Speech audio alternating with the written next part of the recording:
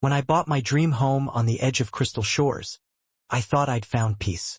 My little slice of paradise came with a private wooden bridge that connected my property to a small island where I kept a fishing hut. It wasn't just a bridge. It was my escape from the noise of life. But the HOA saw it differently. They called it an unauthorized structure and claimed it violated their precious aesthetic rules. I argued, showed them decades-old documents proving the bridge existed long before the HOA was even formed. But they didn't care. One morning, I woke to the sound of heavy machinery. I rushed outside to see bulldozers tearing my bridge apart plank by plank. My chest tightened as I watched years of memories crumble into the water. The HOA president smirked from the shoreline, clipboard in hand, as if this was some victory. I stood there powerless, or so they thought. The thing about Crystal Shores is that it isn't just a lake. It's a man-made reservoir, and my property just so happens to include the old sluice gate system built a century ago. The HOA never bothered to read the full property maps before picking a fight with me. Big mistake.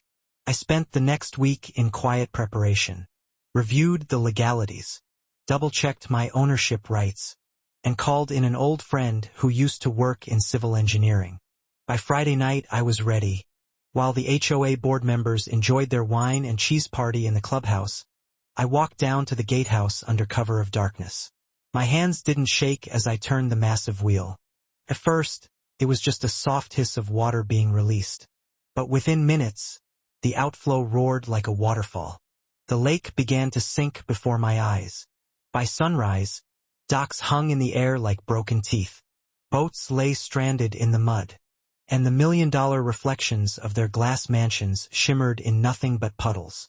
Panic swept through the community. The HOA scrambled, calling emergency contractors. But it was too late. The damage was done. Waterfront property without water is just overpriced real estate.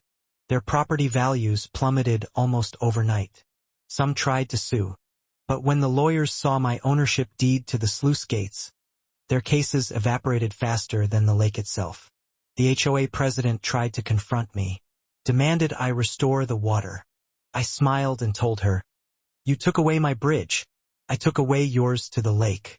Eventually, they backed down, dissolved several of their stricter rules, and even offered to rebuild my bridge at their expense.